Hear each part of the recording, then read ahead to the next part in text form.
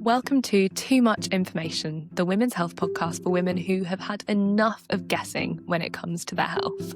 I'm your host, Issy Warburton, and today I'm going to be joined by two amazing women talking about PCOS. Before we get started though, if I could just ask you a very quick favour, wherever you're watching or listening, if you could press follow or subscribe, that would be amazing. It makes a huge difference and it will help me get this information out to more people who need it. Thank you so much and enjoy the episode. So today we are talking all about PCOS, polycystic ovarian syndrome. After about 3 years without a period, I was diagnosed with PCOS in my late 20s a few years ago.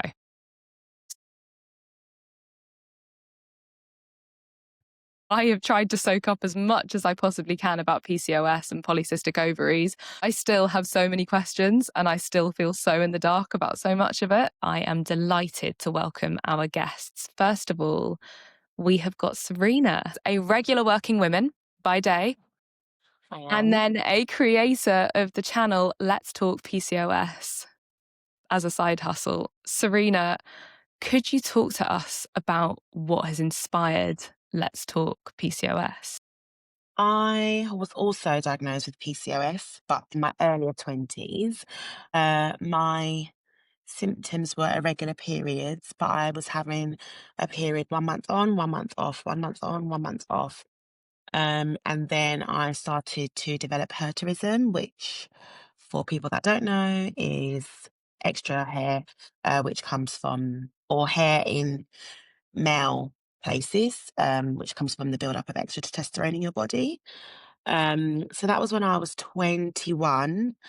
And then I just kind of like brushed it off. I didn't really think of anything of it. And then when I got to my mid-20s, I was like, okay, I need to research what's PCOS, like what's going on. And I had so much time on my hands, and I was like, I'm going to create an Instagram and just raise awareness. And it was going to kind of just be a blog.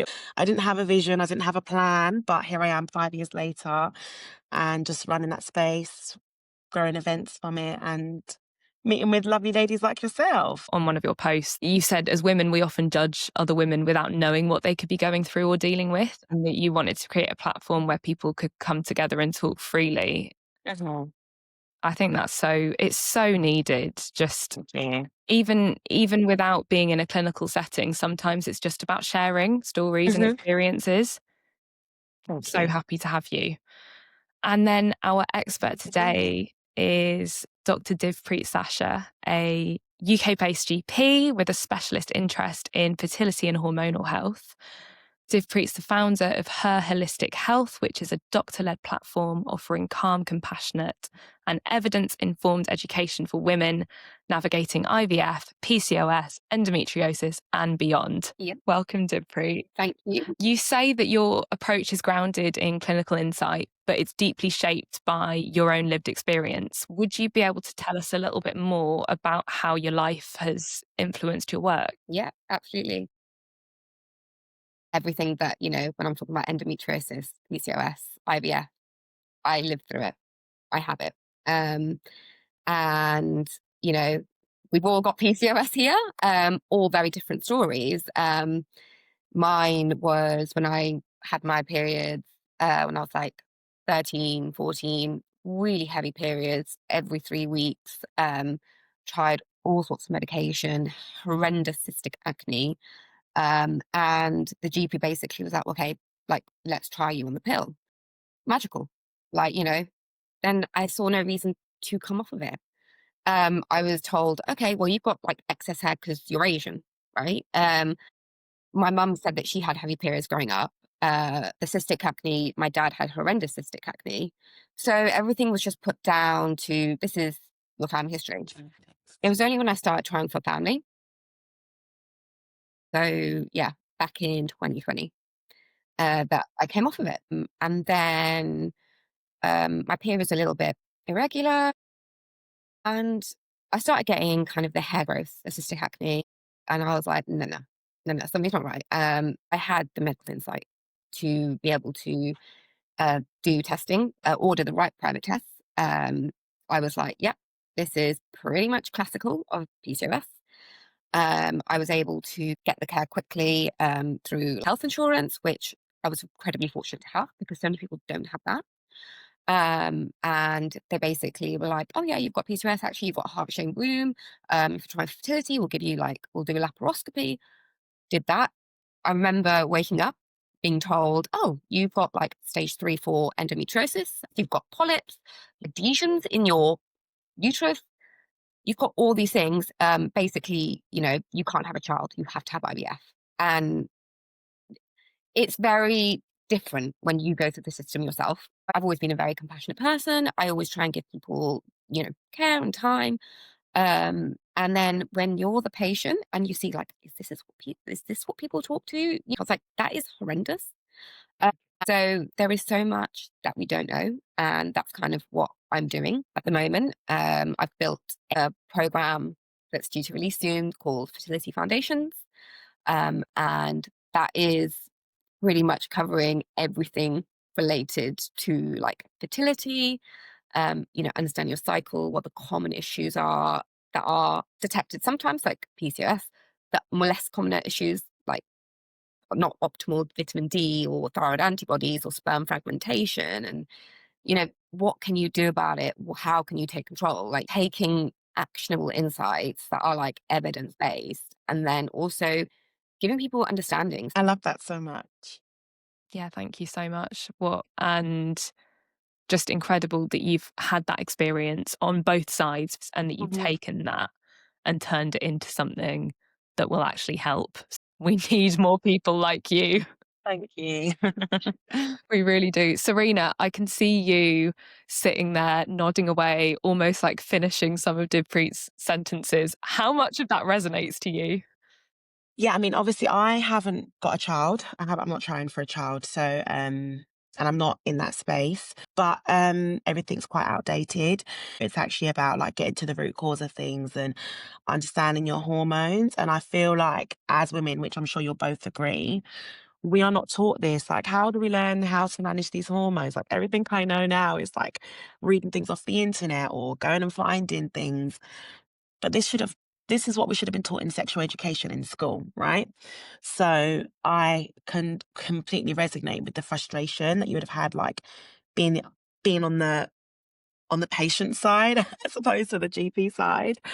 Because I get so frustrated as well. Like, Like the amount of people that I've had kind of say to me afterwards, like, my doctor's just said to put me on contraception or birth control, right? yeah, I'm like, mhm, don't get me wrong, that is an option, but not everyone wants that.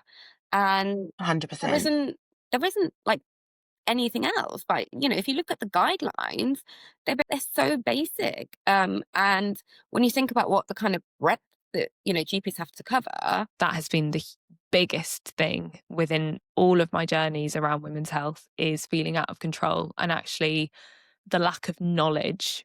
Like I remember the day that I was diagnosed with PCOS was when I'd been on this big old pathway and I went in for a pelvic ultrasound, and literally the woman had this wand inside of me and said, oh yeah, there you go, you've got polycystic ovaries. And that was it. Like that was literally it. And I think I got a note through on my app afterwards, my NHS app. But there was no pathway. There was no recommendation of where to go next. There was no here's what we advise you eat or here's how we advise that you move your body. I was left completely to research those things myself. And then my biggest bugbear is that somebody today has said to me on Instagram, thank you so much for doing an episode on PCOS. I'm so excited to not have to go to ChatGPT and actually to be able to listen to somebody who knows what they're talking about. like, yeah, people want to research information, right? Where are they getting it? They're not getting it from their doctors because they don't have the time, but they don't also have the right resources, which we absolutely need. Why is it just, oh, lose weight? No, you can't just lose weight with PCOS because actually one of the most common issues is underlying insulin resistance, which is linked to, testosterone hormonal imbalance. But it's much harder to lose weight if you've got insulin resistance. You're saying eat healthy and exercise, but you're not giving people like the definitive, like, actual things that they want to know. And it's just not really good enough. Can you break it down for us? What does PCOS actually mean? So you've got polycystic ovarian syndrome. It's not just to do with the ovaries. It's a hormonal metabolic condition that affects your metabolism, your reproductive health, your cardiovascular health, your mental health, your gut microbiome. The NICE guidelines, they have said that anyone that's got PCOS should be getting yearly screenings for cholesterol and liver function. We need to do this, and also checking on your mental health, because they're much more increased risk of depression and anxiety. And it's not like monitored at the moment. The other biggest thing is that, say, like, in 70 to 80% of people, of women that have PCOS, don't have a diagnosis of it. They don't know they have. Hmm. They're unaware. Why is that?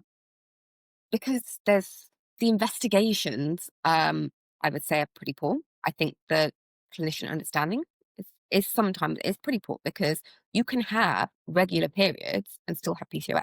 A lot of doctors will test some of your bloods, and if your bloods are okay, so they say your testosterone is okay, um, they might be like, oh, well, but your bloods are fine. You might have symptoms of hair growth. You might have symptoms of cystic acne, and that counts as a diagnosis. It is biochemical or symptoms of high androgens. And people focus on the blood, not on the symptoms. Yes. So, can we talk about the different types of PCOS? I remember being shown a picture of somebody who has PCOS, again in a biology textbook, and it was always somebody who was overweight, visibly overweight, and who had like a beard, and other visible. I am not one of those people. And I have seen so much conversation about PCOS on social media, the 4 phenotypes, lean PCOS, all these different things that everyone's saying slightly differently. So, Divpreet, are you able to just break this down for us? Is this a thing? Are there different types of PCOS? Yes. The difficulty that comes is that, from a medical perspective, you have the, like, Rotterdam criteria. That's how previously we've diagnosed PCOS. It's, the irregular periods. It's signs or symptoms of high androgens, and it's having, like, the little follicles on your ultrasound. So if you've got 2 or 3, then that is traditionally what has been the diagnosis. What the research is emerging is that there's different kind of variations. Do you have all 3? If you have all 3, that is classically considered the worst form. So the kind of core is like the insulin resistance driver. Then you have the other type of PCOS, which is rarer, but coming increasingly more common. That's adrenal-led PCOS. This is where probably you're thinking about the lean PCOS type. So women that are quite slim, and may not necessarily have overt insulin resistance. It's more to do with cortisol. So again, that's where the management is slightly different. And it's looking at how much exercise you're doing, what kind of lifestyle you're doing, sleep regulation. You then have, like, the post-pill PCOS, which is, like, normally around 3 months. Sometimes it can kind of cause a fluctuating state as your hormones regulate. And then you have inflammatory driven. So say you've got like thyroid issues, or, like, rheumatoid arthritis, anything like celiac disease. You've got underlying inflammation in your cells, and that can be linked to PCOS as well. That is fascinating. Thank you for breaking it down. And the reason that I was smiling when you were talking about adrenal PCOS and cortisol is because this is something that I have had lots of conversations about over the years with a good friend who's also a fertility specialist. I'm a really active person. I love my running. I set myself the challenge of doing a marathon before my 30th birthday. That was not good news for my cycles. Completely disappeared for multiple months. Then they went to like 70 days, 60 days. And because I'm now trying for a baby, and obviously part of that is trying to regulate my cycles, I've become a reformer girly, which never thought I would become. I love reformer, no hate to reformer, but God, I miss the long distance running and the high But it's intensity good for exercise. what you want for the fertility. It's really good. Just to go back really quickly on the point that you made about how women can or should be getting an annual test if they have PCOS. How can they do that? You have to advocate for yourself, and you have to be say it in a way that is they can't challenge you, and you saying as per NICE guidelines, PCOS is associated with cardiovascular issues and liver issues. I should be tested and have my cholesterol checked and my liver function checked at the very minimum. I'm actually going to go away and do this now. How does a healthy liver look like if I were to go and ask my GP this? So you would normally get like a liver function test done. So they look at AST, ALT, GGT. They just look at the different markers. What is happening now is there's a massive increase in non-alcoholic fatty liver disease. So that's Yes, what associates yeah. with PCOS.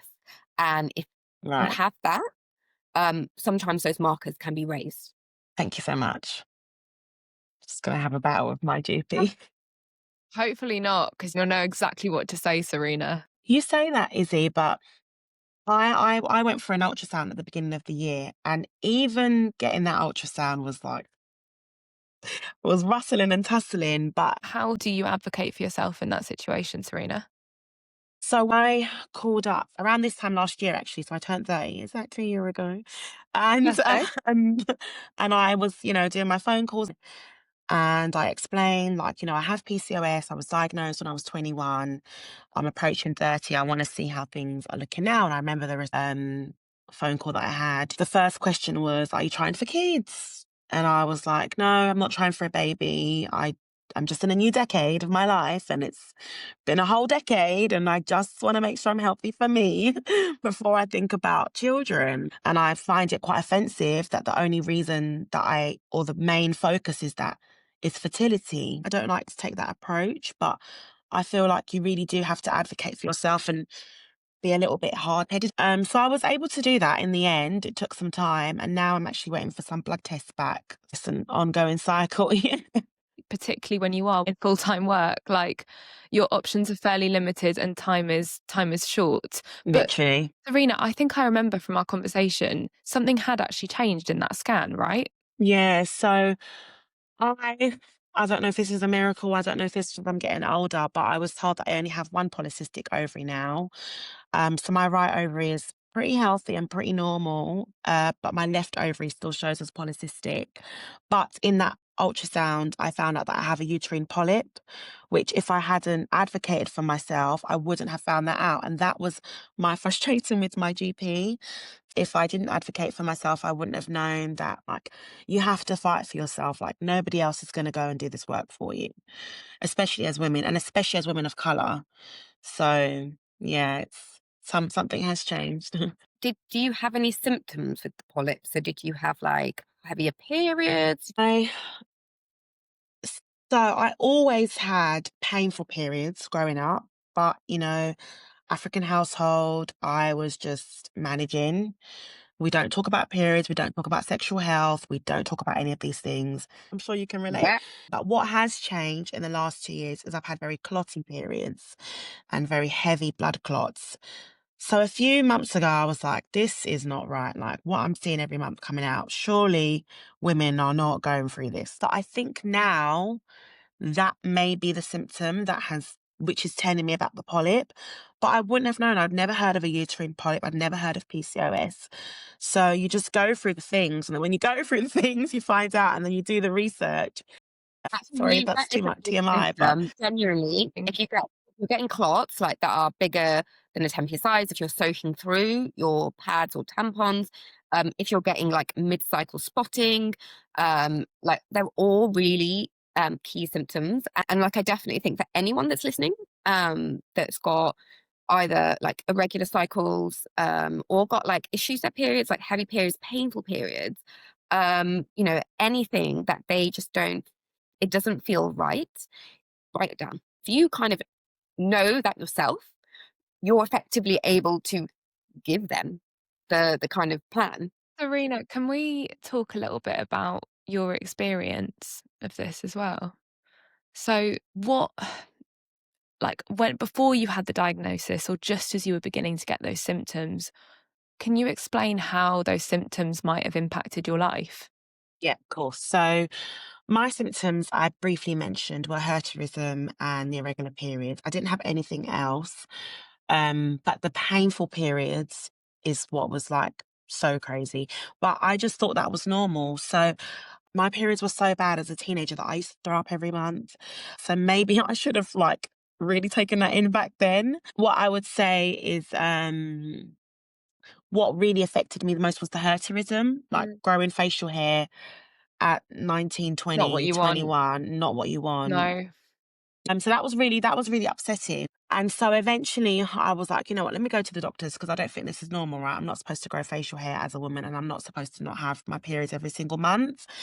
Um, and to be honest, back then my GP was really responsive. She told me it sounds like you might have PCOS. I was like, what's PCOS? But the first thing I was met with was you just need to lose weight and you could have fertility issues. I've always wanted to be a mum. I still want to be a mum. So that was really frustrating. What probably was the worst and hardest thing to deal with was the hirsutism. Yeah. Because even though hirsutism and facial hair is a part of a hormonal condition, the NHS do not provide you with laser hair removal or Yeah. any treatments of hair removal. It's regarded as a cosmetic issue. Now at 30, I can afford the £400 laser session, but I couldn't afford that at 22 or No. 23.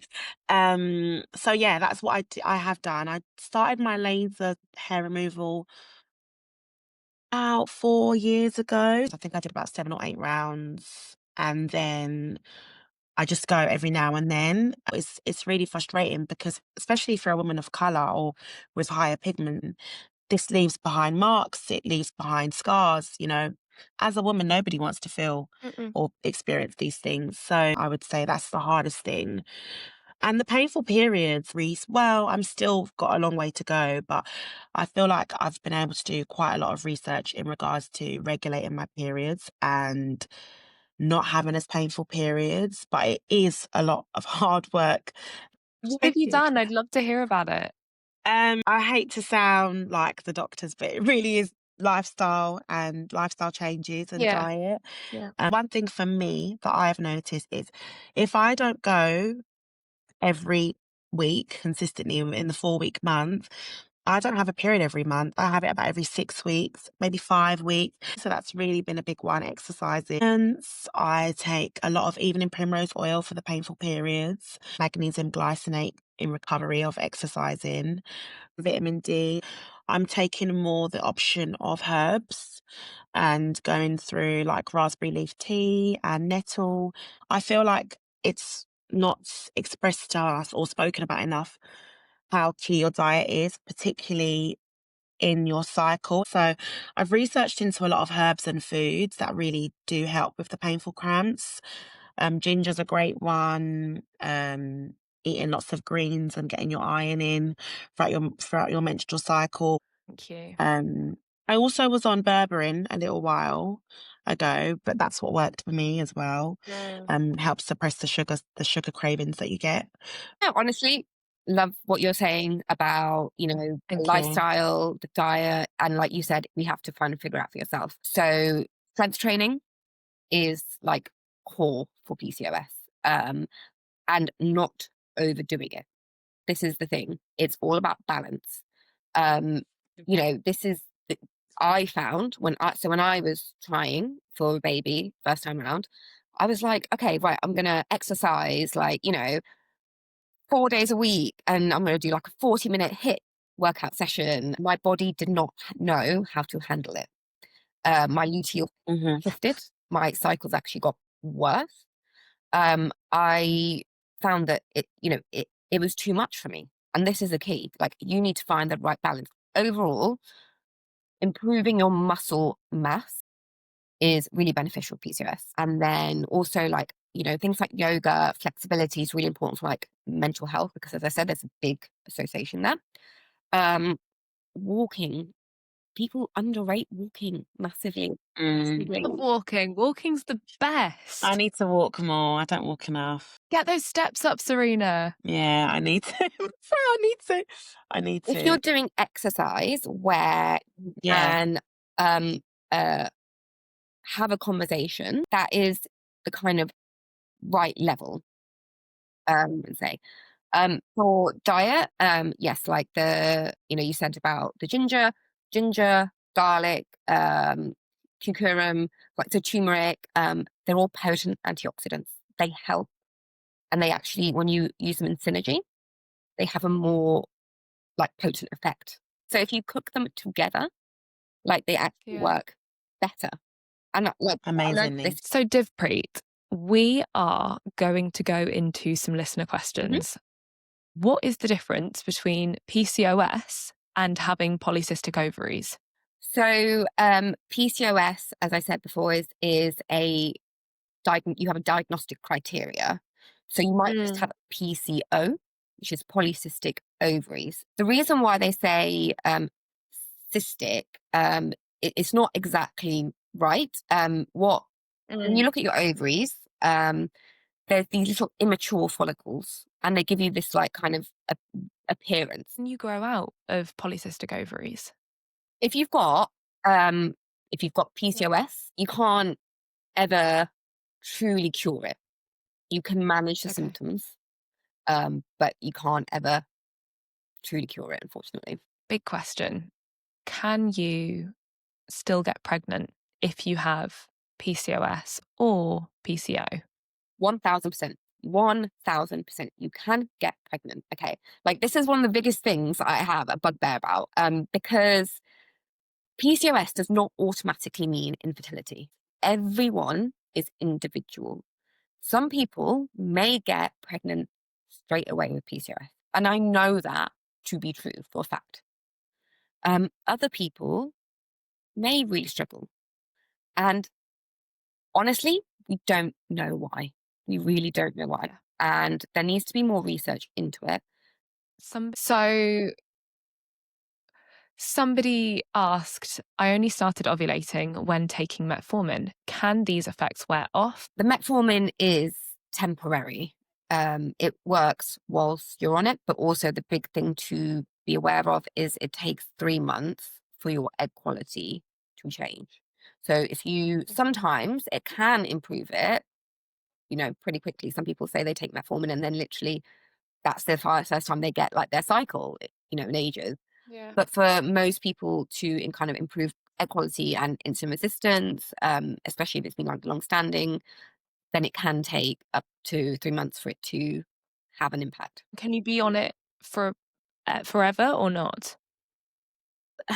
They're not super keen on it for you to be on it forever.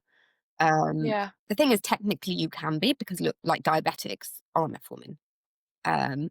But the problem is that it's not necessarily licensed for PCOS. If you can get a consultant to like sign it off, then you can add it to your regular prescription. The only thing with metformin is sometimes it can impact like micronutrient absorption, such as like B12. So there is some sort of like link between a deficiency.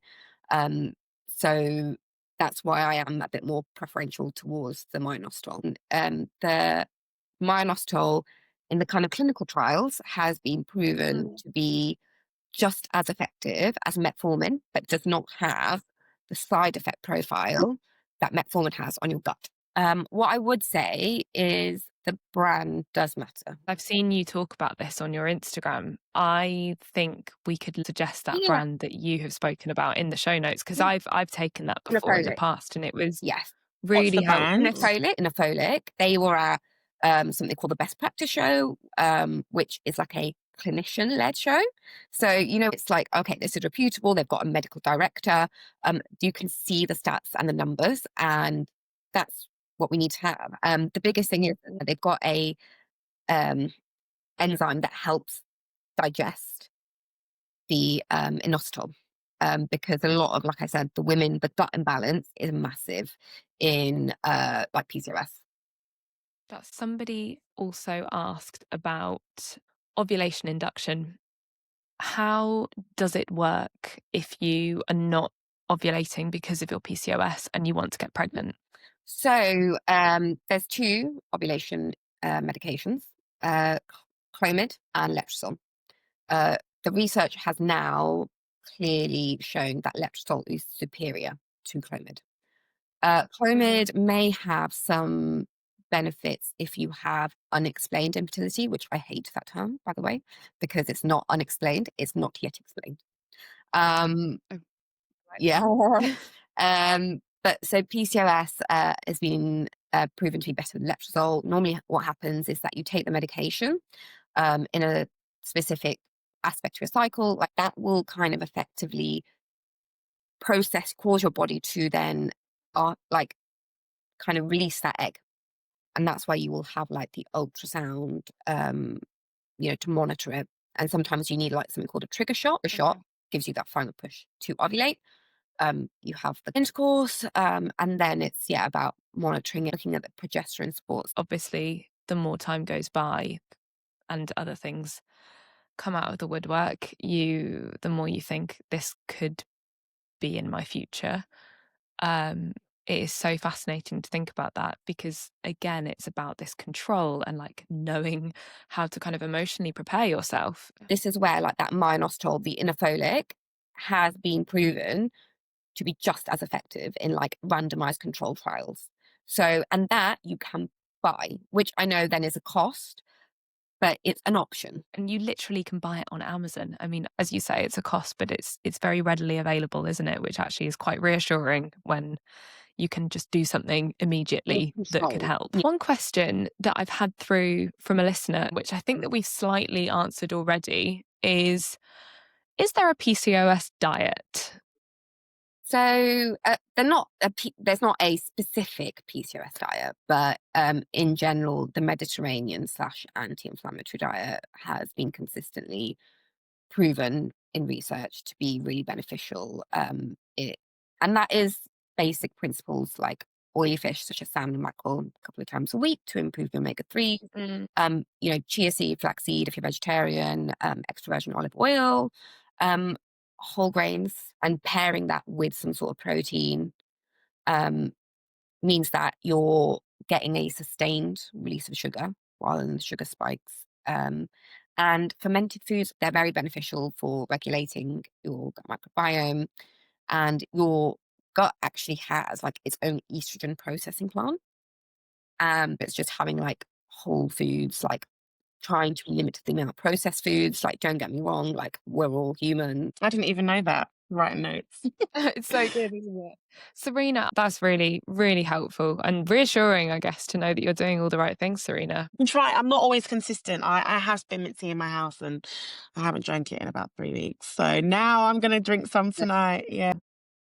I want to ask, what is the big impact of it affecting your heart health? Because funny enough, I wanted to delay my period 2 summers ago to go on holiday. I was going to Jamaica. Who wants to be in Jamaica on their period? So I was looking for the pill that delays your period. Norethistone, yeah. And now they make you check your blood pressure before you get it.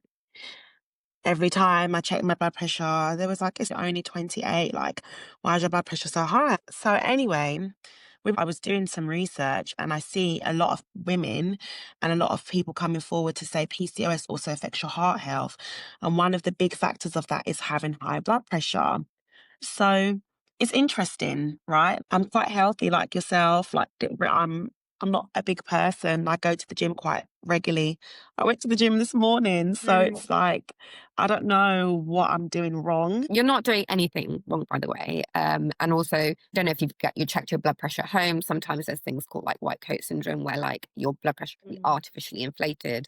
But yes, there is definitely a link between blood pressure, your risk of heart disease and stroke, cholesterol regulation, liver health as well.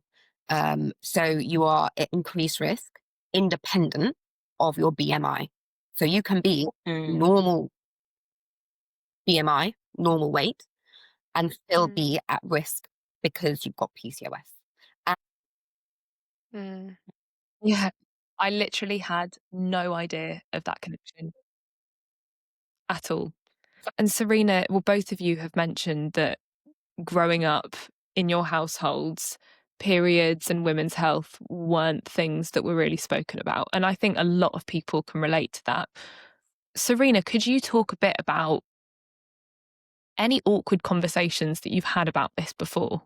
To be honest, I don't even think my mum did tell me about periods when I was like 9 or 10, but it was like a very awkwardy conversation. She was like, there's an egg and the egg gets released and you're gonna bleed. And that was that. But now, it's funny because I've started doing women's health events. My mum's actually come to both of them, but I haven't spoken to her about my PCOS. She's hearing about it. And I'm 30. I'm not even young anymore, I don't know why it is such a big thing in our community, but, just literally last week, she said to me, it's so interesting that I'm so happy for you guys that your generation speak about it because, you know, um, we didn't speak about this in my time. She unfortunately lost a baby. She was like, I knew I was sad, but now in today's time, I think I was very depressed, but we didn't say such words. Well, there's still some progress to make. How did it go from you don't bring home boys, you don't talk about sex, you don't talk about anything to when you get married? Yeah, yeah, It's so bizarre to me, it's so but strange. My what can we do? mum had Yeah. PCOS, right? My mum was a pharmacist. My dad, like, was a Yeah. doctor, right? I live in a health, like, background, Household. and my mum, I didn't know my mum had PCOS until I had fertility issues. He was Oh. like, "Oh, yeah, but my periods would be like, 50 days or like 60 days." And like, "Oh, yeah, she had like electrolysis done those times." I'm like, "Mum, you had PCOS?" And she was like, "I did." Yeah. She had ovulation induction to have me. I was just there like, "Oh, for goodness sakes," right? Like, could you have, like, why are we having this conversation now? Oh, Why are we finding that PCOS is in ethnic minorities to a higher degree? so, what I've researched, from the research, Hmm. that they are definitely more common in like South Asian groups. It was a protective factor. It meant that you had more muscle, testosterone. You weren't getting pregnant as quickly. So from an evolution perspective, you were actually protecting your reserve. Like you wouldn't be a Mm. consistent pregnancy after pregnancy after pregnancy. So interesting. So interesting.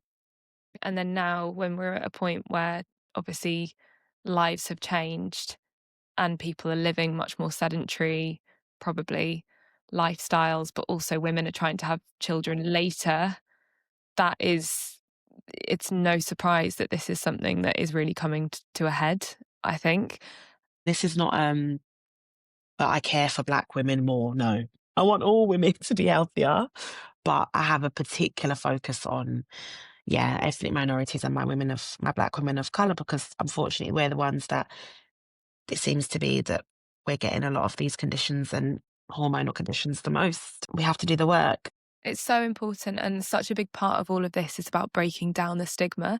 And I think Mhm. what's really struck me is the fact that there will be certain households where these things are really not spoken about. Spoken about, yeah, And I think that's what we all need to be working on, is 100%. speaking to our daughters, speaking to our sisters, speaking to our Yes, our friends, our friends. Yeah. mums. And I think what even works really well is if we work with like our allies and we work together and spread the message and spread, the awareness. Can you tell us a little bit more about Let's Talk PCOS and the community on Instagram? I mean, I created this for fun, this platform for fun. Let's Talk PCOS. I created it just to give myself something to do and hopefully grow a little bit of a community. What I would like to continue to do is raise more awareness about this condition, but also not even necessarily focusing on PCOS per se, but just like making sure as women, we understand our bodies more, we understand our hormones more, we understand how everything is connected. And yeah, just to continue to grow like my women's health events, meeting more like minded women really, and just making sure that, you know, my platform is like a safe space for women, but particularly for my PCOS babes. Instagram is and social media in general is such a divisive platform when it comes to women's health and even just health. And I have such mixed views about it because I feel like I had this period of time where I had all these like PCOS girlies, which like it really annoys me, that phrase, because it makes it sound like it's kind of cool. And it's like, Yeah, no, it's not cool. it's not a trend, Yeah, guys. yeah, This yeah, is a yeah. diagnosis. It's a condition. 100%. I could see that there was quite a lot of scaremongering. On the other side, I've seen the power of community and I have felt genuine connection um, beyond what I would have thought was possible through Instagram. So where do you stand on that, on the whole misinformation? It's tricky because someone could say I'm not a medical expert and I'm putting information out, but I do a bloody lot of research, right? And I'm living through this experience. So I would never want for someone to say like, "Oh, who does she think she is? She doesn't even have any medical qualifications," and I don't, and I make that so apparent. But I think that we have seen the power of social media now, the power of TikTok, the power of Instagram. There's so many positive connections that come from social media. You and I have met through social media and we've connected. So I just try and stay on the other half of it, really. Um, but yeah, I do think you have to be conscious of like people that sell themselves to be like, I can help reverse your PCOS. You cannot do such a thing. This one habit made me fix my PCOS. Seen that way too many times. I think it's just being really conscious of the wording of things and try not to gravitate towards like the quick fixes and Yeah, there are some red flags, aren't there? And I think, as you say, that's a really good thing to ask yourself is like, is this person trying to sell me something? If so, you want to steer away from that. You can look on TikTok or Instagram and be like, oh, this study says this. And like, you're like, oh, okay, it's a study. Right. Like, actually it was a study done on like one person when there's all these things going on around like, paracetamol and what Trump is saying. And it's just, it's a as if we minefield. needed it to become more complicated. This is with my my non-side hustle hat on. I work for a big health organization, creating health content. My three biggest top tips would be look for how recent it is and try to aim for something that's within the last 3 years, or at least it's been reviewed in the last 3 years. Look at who it's been written by and make sure that they are a clinician with good qualifications. And if you are in doubt, there is an amazing organization called PIF, Patient Information Forum, and they affiliate themselves with charities and organizations and journals which create health information. And if something has the PIF tick, then that's often something that you can really trust. So those are my three top tips. So for those people who are listening who are thinking, well, where the hell can I go for my information that I can actually trust? Are there any other organizations or charities that you'd recommend? Verity, PCOS, they've got some resources.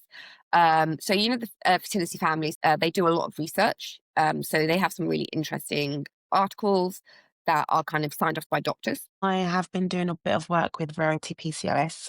I'm actually going to be doing some work with them next week, taking part in some workshops. I managed to get some work with them. And that was involving the parliamentary inquiry into PCOS. That's actually just in September, so that was amazing.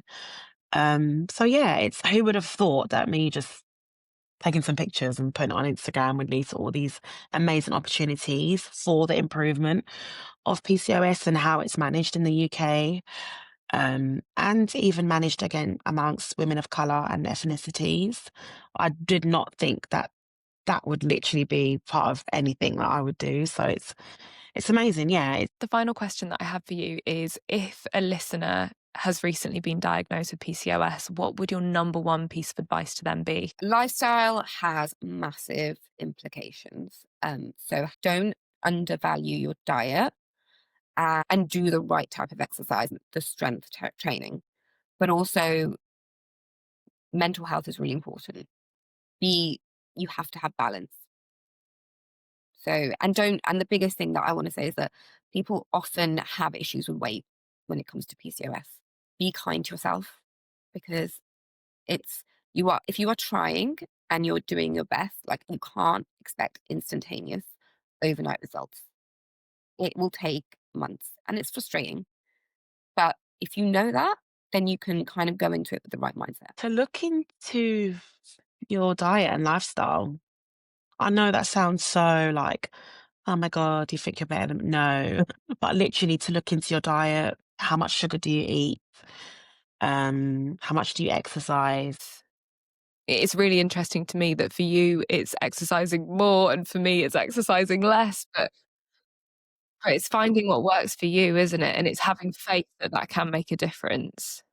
This has been a really interesting session. As someone with PCOS, I feel like I've learned absolutely heaps. Really hope that, the information helps other women. Like, I'm really passionate about it. Like I said, from that dual lens of like patient and doctor. I mean, honestly, your passion just shines through. So I hope that people take a lot away from this, and just thank you so much for your time. Thank you so much for listening. To carry on the conversation, you can find me at 2.much.info.podcast on Instagram. My DMs are always open, so please drop me a message. Also, if you like what you heard, then please leave a review and make sure you're following or subscribing wherever you listen or watch. We'll be back in a couple of weeks with the next episode. It's going to be a goodie. Have a great day.